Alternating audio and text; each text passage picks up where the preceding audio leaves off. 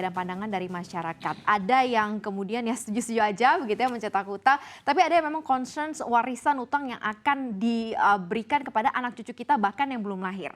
Berdasarkan catatan riset, tadi Mas Maruf juga sudah bisik-bisik begitu ya bahwa setiap kepala itu menanggung 28 juta begitu ya untuk hutang di masa depan. Itu naiknya berapa kali tuh Mas Maruf dari yang sebelumnya? Itu naiknya hampir 3 kali. Jadi waktu serah terima jabatan dari Pak SBY ke Pak Jokowi itu setiap kepala itu cuma 10 juta. Jadi setiap kita ya bebannya itulah kira-kira. Karena utang itu bagaimanapun kan akan mengurangi public good yang seharusnya punya kita kan. Dibayarkan untuk utang kan, tidak jadi untuk misalkan pembangunan kira-kira. Oke, jadi bagi yang mungkin merasa bahwa tidak masalah, setuju-setuju aja bahwa ini sebenarnya ke depan adalah tugas kita dan beban kita juga ya. Kalau tadi statementnya penikmat sebenarnya tidak perlu memikirkan. Terus siapa yang harus memikirkan soal hutang ini Pak Yayat? Iya itu tadi pertanyaannya, ini beban bersama. Tadi kalau bilang dibagi rata 28, pertanyaannya sampai batas kapan ini harus terus utang akan terus bertambah. Suatu saat mungkinkah kita akan kolaps seperti Sri Lanka? Nah, pada batasan-batasan hitungan itu yang perlu kita sepakati. Yang kedua, hutang bisa, tapi pada sektor yang produktif atau yang konsumtif. Nah, pertanyaannya, infrastruktur itu sebetulnya hal yang produktif. Cuman pertanyaannya bagaimana menempatkan sektor ini pada kawasan yang memang punya tingkat dinamika yang tinggi. Jadi sisi pengembalian hutang itu bisa dipercepat. Nah, pertanyaannya kan bagaimana kalau kasus ini terjadi pada wilayah-wilayah atau kawasan yang sama sekali prediksi pertumbuhannya lama, atau misalnya rencana investasinya masih rencana BRR lah, baru rencana. Nah, ini menjadi catatan penting buat kita. Yang juga yang paling penting adalah dalam konteks manfaat ya, memang harus diakui, bagi tadi saya katakan, bagi penikmat tidak ada masalah. Itu urusan negara. Nah, pertanyaannya, kesadaran ini harus kita bangun ini. Apakah kita bangga dengan persoalan infrastrukturnya dibangun di mana-mana, atau kita miris dengan persoalan hutang yang makin lama makin besar. Jadi sebetulnya kalau hutang pada hal yang sisi katakanlah yang produktif, yang positif bagi pengembangan ekonomi. Nah, memang yang menarik lagi satu hal lagi, nilai manfaat. Ya memang alasan Pak Presiden selalu mengatakan ini tidak dirasakan sekarang. Pasti dirasakan 5-10 tahun yang akan datang. Dan itu juga terjadi ketika kita terlambat untuk mengantisipasi misalnya jalan Pantura. Itu dilemanya luar biasa tuh, wilayah-wilayah jalan lain. Kelihatannya konsentrasi pemerintah tuh tetap fokus di Pulau Jawa dan sebagian wilayah Sumatera. Nah, bagaimana dengan wilayah-wilayah lain juga perlu diperhatikan. Gitu. Oke, Pak Pras, saya mau ke Anda begitu ya. Kalau tadi di statementkan oleh Pak Yayat, apakah kita mau nanti kolaps seperti Sri Lanka begitu? Anda yang tahu internal ini seperti apa sebenarnya dari mulai komposisi begitu ya. Ditambah lagi tadi ada kritik juga dari masyarakat yang tampaknya kita sudah mulai terjebak dalam praktik gali lubang, tutup lubang begitu ya. Belum membereskan hutang yang satu tapi sudah membentuk hutang yang baru. Seperti apa nih Pak Pras? Saya ingin meluruskan karena CNBC sudah punya framing tertentu yang tidak imbang ini. Jadi saya harus meluruskan. Jadi begini. Silakan Pak Pras. Saya sudah jelaskan fiscal rules tadi. Kalau rasio utang terhadap PDB itu 60%, kita sekarang ada di 39,17%. Dan sudah turun dari 40,7% waktu COVID, itu mestinya kita juga harus fair, kita masih ada dalam batas yang sangat wajar, termasuk dalam defisit. Kita bahkan bisa defisit di bawah 3% lebih cepat 1 tahun. Undang-undang mengatur 2023 harus di bawah 3%, tapi kita lebih cepat setahun. Di tahun 2022 sudah bisa disiplin 2,84%. Artinya pemerintah itu tidak ugal-ugalan, justru ingin disiplin. Dan kita lupa, kita bicara nominal utang, kita lupa bagaimana penggunaannya. Kenapa kita perlu utang? Tadi saya setuju Pak Yayat. Kita harus punya ukuran ini untuk aspek yang produktif, untuk belanja produktif. Nah, sekarang coba kita lihat penambahan aset pemerintah. Dari tahun 2015 ke tahun 2022, aset pemerintah itu naik dari 5.000 triliun menjadi 11.000 triliun. Itu naik 2 kali lipat. Dan kita bandingkan belanja publik yang saya ambil, misalnya belanja infrastruktur, belanja kesehatan, pendidikan, dan perlindungan sosial. Itu naik cukup signifikan. Waktu era Pak SBY, itu selama 10 tahun, kira-kira 3.753 triliun. dan di era Pak Jokowi itu menjadi 8.920 triliun. Artinya ada peningkatan. Saya tidak ingin membandingkan mana lebih baik, tapi tadi kesinambungan memang ada sudah diletakkan dan dilanjutkan. Termasuk tadi yang disampaikan oleh Bang Faisal, saya ingin meluruskan. DSR yang kami pakai sekarang itu sudah bukan pinjaman pokok plus bunga dibagi ekspor, tapi karena sudah berubah komposisi utang lebih besar dibandingkan dengan pinjaman, maka sekarang kita menghitung DSR itu pembayaran pokok plus cicilan bunga dibagi dengan pendapatan negara. Ini yang kita pakai supaya lebih fair. Lalu terkait dengan surat utang kita, apakah betul sudah tidak laku? Justru sebaliknya, kita selalu oversubscribe ketika melakukan lelang. Dan capital inflow juga meningkat. Kita percaya setelah ekonomi kita semakin pulih, komposisi yang sekarang banyak diperbankan akan kembali dipegang oleh investor asing. Komposisi utang kita cukup kredibel, 73% itu dalam mata uang rupiah, selebihnya dalam mata uang asing. Artinya volatilitas akibat nilai tukar itu bisa kita kendalikan. Tapi lagi-lagi saya ingin mengatakan, kalau mengambil infrastruktur jalan, kita juga mesti proporsional. Tidak mungkin kita ini membangun jalan terus-terusan. Kalau sudah dibangun, maka perlu dimantapkan supaya menjadi jalan yang standar. Itu yang dilakukan. Tentu kalau melihat jumlah ruas yang dibangun, kita mengapresiasi era Pak SBY membangun lebih panjang jalan negara dengan berbagai komposisinya. Di era Pak Jokowi, yang telah dibangun itu dimantapkan supaya standar menjadi jalan nasional yang bisa dipakai. Lalu kenapa terjadi seperti Lampung? Kita mesti tahu di Lampung itu dan provinsi lain itu ada otonomi daerah, di mana pembangunan jalan yang bukan jalan nasional itu menjadi kewajiban daerah. Bila tidak sanggup, maka pusat membantu. Di Lampung kemarin misalnya, pusat mengalokasikan 800 miliar untuk membantu supaya pembangunan jalan di daerah bisa lebih baik. Ini kan sebagai bentuk dukungan. Lalu afirmasi pada daerah terluar. Karena di daerah-daerah yang sudah relatif mantap, di Jawa dan sekitarnya sudah bagus, maka cukup dipelihara. Tetapi misalnya di periode Pak Jokowi melanjutkan yang dilakukan Pak SBY, membangun Trans Papua, Trans Sulawesi, Trans Kalimantan. Ini kan demi pemerataan juga. Bahwa ini tidak langsung kita nikmati, ya. Tapi ini harus dimulai, saya rasa kita semua sepakat. Harus efisien, no korupsi, kita sepakat. Maka harus terus diawasi. Jadi, lalu yang terakhir saya ingin mengklarifikasi Mas Ma'ruf tadi. Kalau kita bicara beban utang per kepala, memang kalau dibagi akan seperti itu. Tetapi juga tidak fair.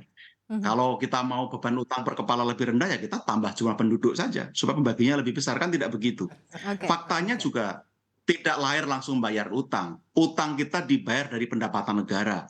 Yang dibayar oleh setiap orang yang sudah menjadi wajib pajak, punya income, lalu membayar pajak. Dan itu juga kita gunakan untuk kebaikan. Nah yang terakhir saya mau analogi nih Mbak Maria. Ya. Utang negara tidak bisa dianalogikan dengan utang rumah tangga. Kalau rumah tangga itu ada usia menua, sehingga tidak produktif, lalu takut gagal bayar. Negara harus diasumsikan akan ada terus, abadi. Karena apa? Karena ada permajaan terus-menerus. Produktivitasnya akan meningkat terus karena yang tua digantikan yang muda dan seterusnya. Sehingga faktor ini pun akan menghasilkan output yang semakin besar ke depannya. Jadi kita mesti optimis, meskipun harus terus waspada, jangan sampai narasi-narasi pesimistik itu mendominasi, sehingga kita menjadi takut untuk melangkah, untuk mengambil keputusan-keputusan yang penting bagi publik. Baik, saya setuju Pak Pras. Saya setuju dengan apa yang disampaikan oleh Pak Pras ya, bahwa ternyata statementnya adalah kesinambungan dengan apa yang sudah dijalankan di pemerintahan sebelumnya.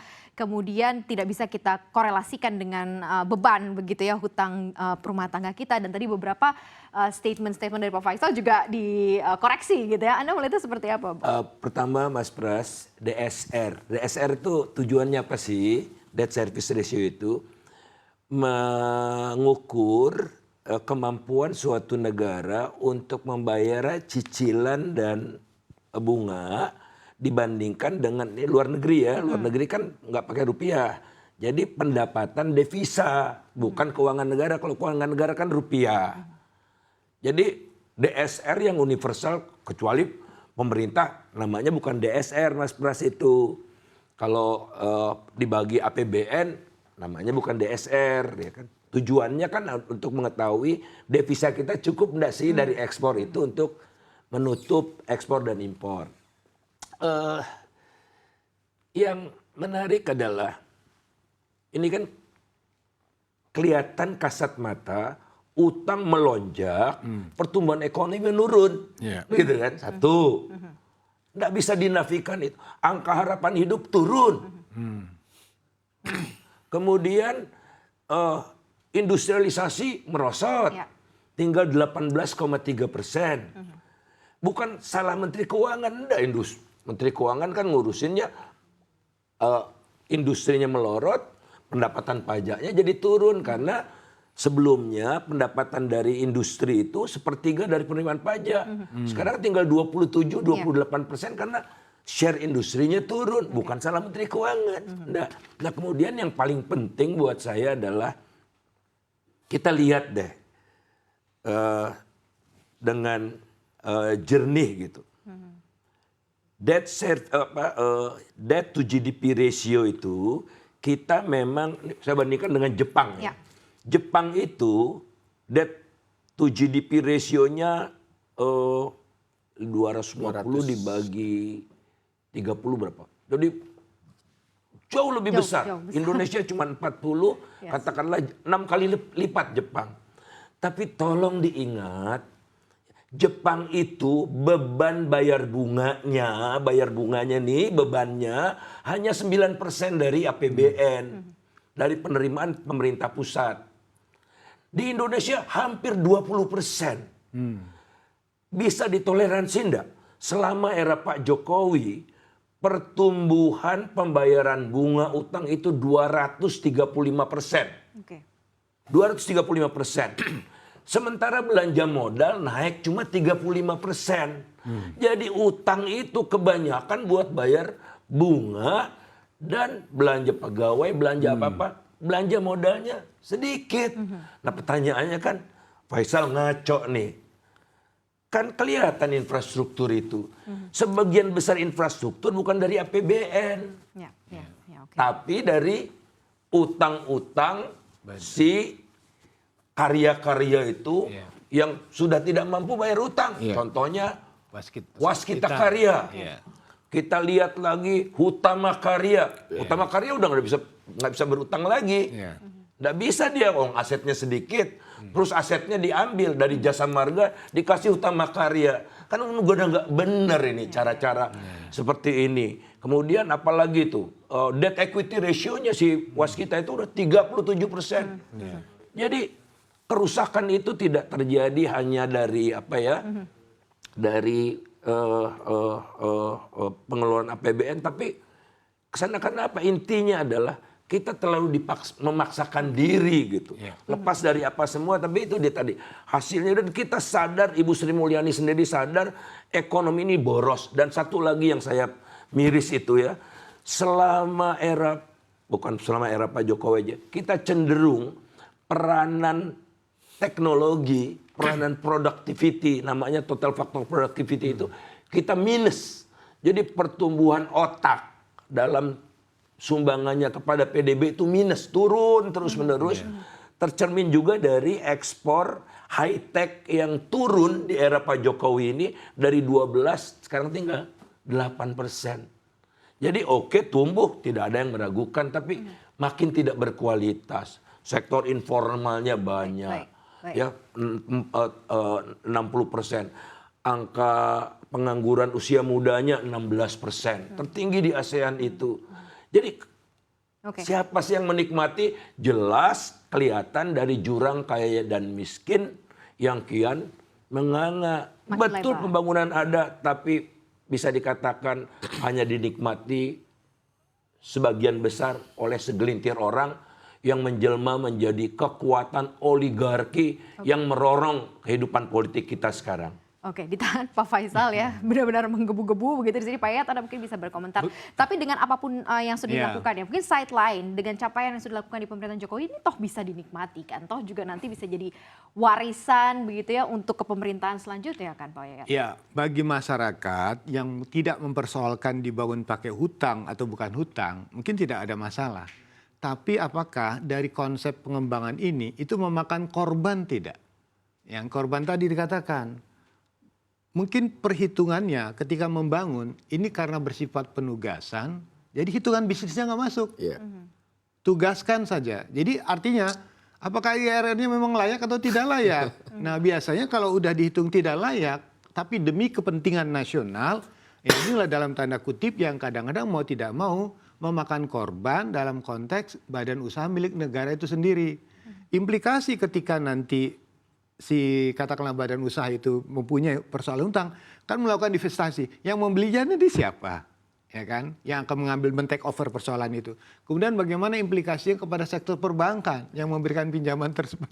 Ini kan juga mata rantai yang cukup panjang. Maksud saya di sini implikasi dari kebijakan ini ketika memang sudah mulai berdampak kepada katakanlah penanggung jawab pembangunan itu sendiri, itu tidak sampai membuat sesuatu yang menjadi kebanggaan kita dalam konteks karya-karya ini menjadi tidak mampu berkarya kembali ya kan, karena persoalan kebangkrutan, persoalan ketidakmampuan, sementara targetnya kita masih panjang. Kalau saya yakin kita tetap optimis tentang rencana yang kita akan bangun, kemudian juga yang juga tidak kalah penting adalah memperhatikan potensi ini, implikasi dari secara sisi risikonya, risiko investasi itu kira-kira mempunyai pengaruh besar atau tidak. Kalau misalnya dalam konteks skala makro mungkin tidak ada persoalannya karena masyarakat juga bisa menikmati sebagai suatu progres kemajuan. Tetapi pada sisi lagi karena kekuatan terbesar kita saat ini untuk pembangunan infrastruktur itu diletakkan pada badan usaha milik negara, apakah mungkin badan usaha milik negaranya sakit bisa membangun sesuatu yang bagus? Artinya membangun oke, produktivitas meningkat, tapi bagaimana dia sebagai penanggung jawabnya itu tidak mengalami persoalan. Saya khawatir saja ketika nanti ada tugas-tugas lebih lanjut itu dia sudah tidak selesai. Tinggal siapa yang diandalkan. Karena bukan apa-apa. Setiap pemberian tugas kepada badan usaha itu mereka akan mencari. Karena saya melihat catatan ada satu ruas jalan yang cukup besar itu ya. Saya antara Bawean Kulon Progo itu. Itu kan pertanyaannya, apakah investasi itu dibangun? Perbankan sempat tidak percaya itu pada investornya, bukan BUMN ya, tapi mitra dari badan usaha milik negara itu. Sehingga tidak diberikan pinjaman. Nah, trust itu kan menjadi persoalan ketika itu persoalannya belum selesaikan. Ketika badan usaha itu tidak sehat. Nah, disinilah yang harus kita upayakan bagaimana kajian-kajian terkait dengan investasi itu betul-betul diperhitungkan bahwa ini menguntungkan dengan risiko ya bisa diantisipasi lah. Tapi kalau kita membiarkan ini penugasan, kemudian membuat badan usaha itu harus melakukan investasi, harus melakukan penataan kembali secara pengorganisasian, ini saya kira perlu kita antisipasi supaya tidak membuat persoalan lebih besar lagi. Tadi juga sudah dinoti ya Pak Pras juga bilang begitu ya bahwa harus waspada dan antisipasi juga menghadapi ini. Ditekankan tadi Mas Maruf dari Pak Pras bahwa ini ada kesinambungan, keberlanjutan yang sudah dijalankan sebelumnya. Pak Faisal menekankan kepada ya tapi kenapa istilah pertumbuhan atau infrastruktur kita meningkat tapi pertumbuhan ekonomi kita turun, penyerapan pajak kita juga turun gitu ya. Nah termasuk nih salah satu yang ditekankan oleh Pak Yayat juga gitu ya tentang ini siapa yang akan men-take over ini. Bahwa selain dari hutang kan sebenarnya ada mekanisme seperti Indonesian Investment Authority begitu ya. Seperti apa nih Mas Maruf? Enggak, kalau saya menyoroti dua hal. Pertama, nggak ada yang meragukan menurut saya kemampuan Bu Sri Mulyani dalam mengelola finansial. Keuangan negara itu udah terbukti 2008, ya kan kita lolos ya cukup bagus ya kan. Kemudian juga waktu COVID segala macam. Cuman memang seharusnya ya sebagai publik kita berhak untuk meminta lebih. Salah satu contoh kalau memang tadi Mas Pras bilang bahwa outflow banyak, inflow banyak ya kan. Subscribe setiap lelang. Lah kenapa suku bunganya tetap yieldnya tetap tinggi kan gitu loh. Seharusnya rendah kan gitu. Kira-kira gitu. Jadi itu kenapa? Karena gini, ketika benchmark obligasi itu kan nanti akan menentukan struktur dari perbankan kita, pembiayaan pembangunan kita gitu. Jadi akan bisa ketika dia turun juga yang lain juga akan turun gitu. Artinya cost untuk membangun tidak hanya APBN loh ya, tapi secara nasional itu untuk orang investasi bunga jadi lebih rendah segala macam. Itu artinya itu perlu diperbaiki. Bisalah seharusnya kita kayak seperti Malaysia, Thailand yang cuma 2, 3, 4%. Saya nggak tahu gimana caranya, mungkin ya seharusnya itu menjadi pertimbangan ya bahwa kita seharusnya oke, udah turun dari zaman Pak SBY, sekarang dari tinggi sekali, kemudian udah 6 ya. Let's say kita bisa 5 atau 4 kalau apalagi porsi asing udah mulai berkurang. Jadi itu seharusnya dimanfaatkan. Kemudian kedua, dan hutang itu begini, ketika kita terlalu besar, yang akan dikorbankan itu sebenarnya masa depan, Pak. Ya. Karena nanti pertama, ruang fiskal akan semakin sempit. Ketika akan terjadi shock, kita mau ngutang apa lagi? Kalau udah orang kepepet, pasti dimintain bunga yang tinggi. Itu logika paling sederhananya. Itu yang berbahaya sebenarnya, apalagi sekarang dengan kondisi Amerika yang katanya mau default, ya kan, itu sangat berbahaya. Dan memang kita dalam posisi yang aman lah, 30% utangnya segala macam. Nah itu menurut saya, dan untuk keluar dari jebakan hutang tadi, itu adalah memang mau nggak mau memang harus pertumbuhan ekonomi yang berkualitas. Itu satu-satunya jalan untuk itu. Jadi biaya pembangunan yang katanya betul bahwa APBN itu pemerintah itu paling ini strukturnya cuma 10% gitu kan untuk PDB segala macam. Itu kan dia kan seharusnya punya multiplier efek yang sangat dahsyat kan. Itu yang diharapkan sebenarnya, kan itu uang rakyat. Jadi ketika pengelolaan yang dengan lebih efisien, kemudian kebijakannya juga bisa menciptakan pertumbuhan ekonomi yang tinggi, kemudian juga berkualitas gitu kan. Nanti penerimaan pajak juga akan naik, dan itu satu-satunya jalan untuk keluar dari jebakan tadi utang terus menerus. Nggak mau kita harus punya pemasukan. Bayar utang tuh memang harus dari pemasukan, nggak ada lagi, nggak bisa dari utang terus gitu kan. Harus keluar dari situ. Dan kalau Pak Jokowi kemarin ada informasi ketemu dengan beberapa pemimpin media mengatakan bahwa kita cuma punya waktu 13 tahun loh untuk keluar dari jebakan middle income trap. Artinya apa? Kita bisa seperti negara Amerika Latin. Yes. Kalau kita tidak cepat keluar untuk itu, pertumbuhan ekonomi yang tinggi, pajak naik, utang berkurang, gitu kira-kira gitu kalau. Baik.